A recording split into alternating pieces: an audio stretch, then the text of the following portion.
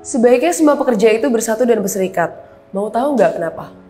Di negara maju seperti Australia, kalau kamu melanggar aturan dan union atau organisasi serikat pekerja ngirimin surat keberatan, maka perusahaan kamu akan ada dalam masalah besar. Sebagai pekerja di sana, selain ke serikat pekerja, kamu juga bisa ngadu permasalahan kamu soal lingkungan pekerjaan ke pemerintah. Serikat pekerja pun mengawasi pemerintah untuk membuat dan mengawasi aturan pekerja yang udah dibuat. Dalam pemerintah yang bersih dan adil, fungsi pihak ketiga itu harus dianggap penting. Pemerintah yang nggak punya pihak ketiga untuk ngawasin dinamika di masyarakatnya, kayaknya nggak akan bisa nerapin pemerintahan yang bersih. Selain serikat pekerja, media juga sebaiknya ikut mengawasi masalah pelanggaran kerja. Salah satu alasan kenapa Karl Marx sendiri jadi besar secara teori itu, karena dia juga nyoba gerakin beberapa unsur waktu nyari solusi atas pertentangan kelas. Buat Marx, memang selalu ada kecenderungan dari kelas atas untuk menginjak kelas bawah.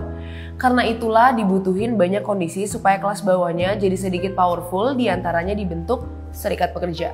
Serikat pekerja ini ada supaya tenaga kerja bisa dapetin haknya. Kehadiran serikat pekerja ini harusnya nggak jadi benalu yang memakan buruh itu sendiri. Misalnya dengan pembayaran ini itu yang ujungnya jadi ngeberatin pihak buruh.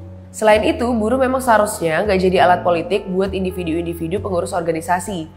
Dimana dengan jumlah keanggotaan yang besar jelas secara politik ini merupakan ladang suara. Buruh harus jadi kekuatan politik yang solid buat kepentingan mereka sendiri.